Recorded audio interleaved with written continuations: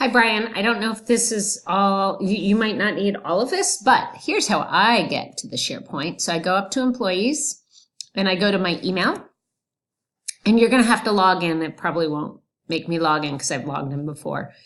But then what you're going to do is you are going to go to see this waffle up here on your, I guess that's your left-hand side. You're going to click on that waffle, and then you're going to go to SharePoint. Once you get up to SharePoint, what I'm hearing you say is that you do not see the curriculum task force here. So you are going to go to this search in SharePoint, and you're going to type in curriculum task force. I guess it's undergraduate curriculum task force, and you get to it that way. Once you're on it, it automatically will remember. So that way, when you go to when you go right to SharePoint, you'll see it there. Now, if that doesn't work, I'm including Susan Bell on this email, and she will manually put you in there, and then maybe it'll just pop up. So I hope one of those things helps you.